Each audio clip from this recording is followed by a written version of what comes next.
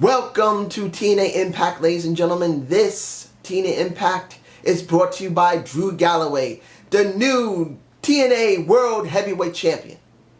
But did they focus on this champion? Was he the focus of this show? See what I got to say about that. Opening of the show had Drew in it. And throughout that long, oh my gosh, that was a long segment. It did what it needed to do. It needed to spotlight a lot of people. It needed to spotlight EC3. It needed to spotlight Matt Hardy. And I know a lot of people still can't stand Matt. And even though they love Remy and she's a good looking woman with a nice set of breasts. I'm trying to tone it down, not call them tits. I just did it. Okay, I like her boobs, okay? I can't help it. I'm a boob man. But the point of the matter of this entire thing I just brought up is that everyone had a chance to talk. Far cry than what they usually do. And I know they don't always do it properly. And this was clunky and it was lengthy. I felt it was too long. But it did what it needed to do. It set up for the end of the night for the Gauntlet Match. But the thing that I felt was kind of a miss that should never been done was when you see Maria and you see Remy. You see Maria right next to Remy. You know what I mean. You see Maria and then you see Remy and you're going, wait a minute, is Matt Hardy's woman going to get pissed off at Mike Bennett's woman? Are we going to see something eventually between them? Because she looked pretty pissed off that her man, I'm talking about Matt Hardy, is being interfered with by Matt Bennett. No, I don't think so. Particularly what you saw later in the night. But you can compare these women, and I'm not being mean. Every woman is different in look and physical shape. But when you see the difference in a Remy compared to a Maria, it's obvious that Remy's a better looking woman than Maria. And it's not because of her breasts. She just holds herself seemingly better. She just does, in my perspective. But now that we've talked about the women, let's talk about the Dollhouse. And supposedly, the end of it. Now supposedly Gail Kim had a match with Maria later in the night. Okay, we really thought they were trying to build up into this. But what did we get? We got a segment of Maria trying to convince the Dollhouse, which she didn't announce them to come down. The Dollhouse just came down by themselves, which made no sense. Unless I missed it. If I did miss it, I'm sorry. But if Maria was supposedly trying to convince the Dollhouse to break up, it should have been announced earlier. And if I missed that, I admit I'm sorry. I did see TNA Impact when I was half tired, like now. And if I missed her saying, hey Dollhouse, come down to the ring with me and Gail Kim, I apologize. But I felt like it would have been better if it was done right there at the ring. Not in the back if it was done in the back. And then seeing her trying to convince the Dollhouse to break up actually was the wisest thing to do because the Dollhouse is basically done. They were destroyed by the beautiful people, which I didn't feel was right. And none of them got over except for one briefly, and that was Jade, and that is the person who won this match. And I'm not against Marty Bell. I do think Marty Bell is good. I'm not against Rebel. I do believe Rebel is underutilized, and she never really got a chance to really get into the groove because they really dropped her a lot. But the person that I felt had the most polish and is the best wrestler is Jade. And Jade is the one who's got this spot. And I'm alright with that. The question's going to be, is Gail Kim going to let Jade get over? If Gail doesn't let her get over, this is stupid. Now, Beer Money. I didn't have a problem with Beer Money dealing with bromance. I didn't have a problem with Beer Money dealing with bromance and kicking their ass.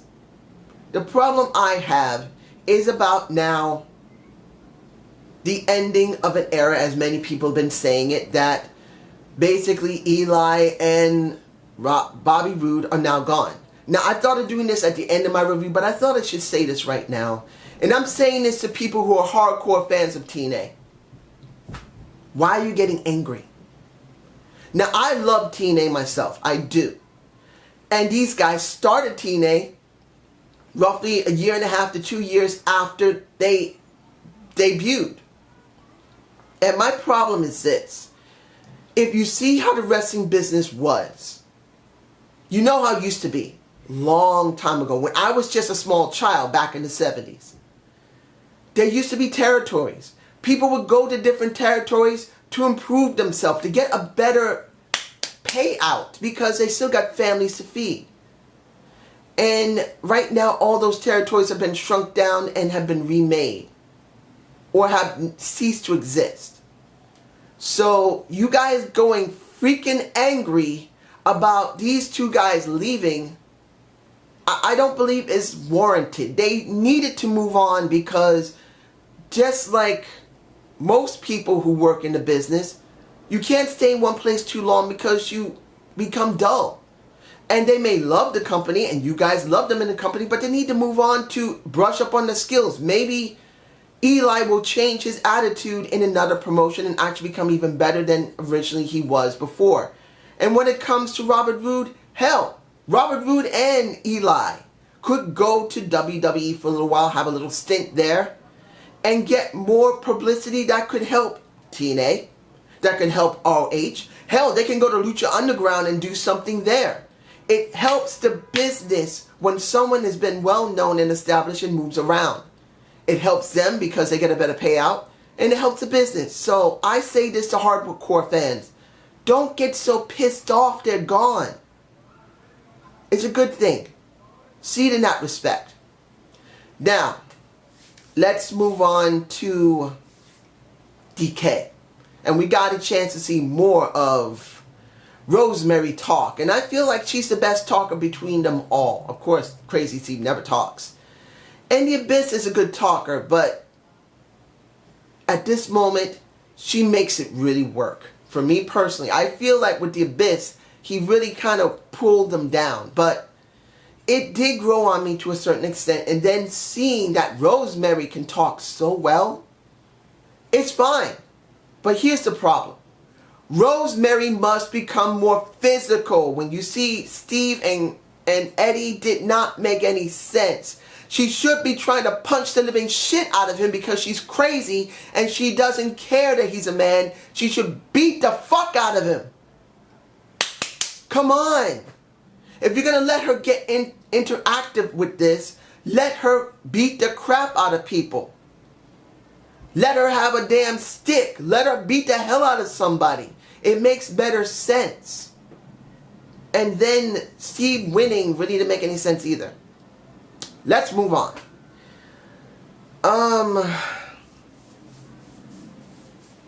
Seeing that they did a, what would be the best way? A lottery type of thing, like bingo. That's better yet. They're doing a little bit of bingo with that little bingo reel thing. I can't remember the name of it, but you guys know what the name of it is. I'm just bad with it. But I like that. I liked it, even though it's already been staged. I always felt like they need to show something random. And the WWE only did it once, and they did that with Roman Reigns, and it was a stupid skit completely because they used his name on everything. It was cliche, but this felt fresh, even though it's something that isn't something we haven't seen before in history. And here is the Gauntlet Match. Not much happened in this show. There's very few matches. It was more talk and less action. But I felt like it was needed. Opening up the show of the Gauntlet Match for the #1 contender was Lashley. And it was Drew Galloway. Of course, Drew wasn't in the match. But he was there for one reason only. To oversee his new kingdom. And then seeing that Lashley is doing pretty well as a heel, and his talking still isn't great, but it does go with his character, and it's not bad. I was alright with it. Seeing that the Pope got involved in this match, and through, I want to see the Pope, and I want to see Bobby Lashley in a freaking feud. I understand there's a possibility he may be coming back. And to be honest, we do need more blood in TNA. But I do believe the Pope is a really good commentator. So if they do a short little program with him dealing with Lashley, I wouldn't have a problem seeing the Pope come back briefly. Bring him back once in a while. Let him be commentator, sometimes wrestler. I actually would love that. Hell, throw Josh Matthews in the ring. Let him go after the freaking X Division. I wouldn't mind seeing Josh do a little wrestling himself. He was never a very good wrestler when he wasn't tough enough. Fine. But just like they do in WWE, sometimes you see the commentators come out. Why not see this? I was fine with it.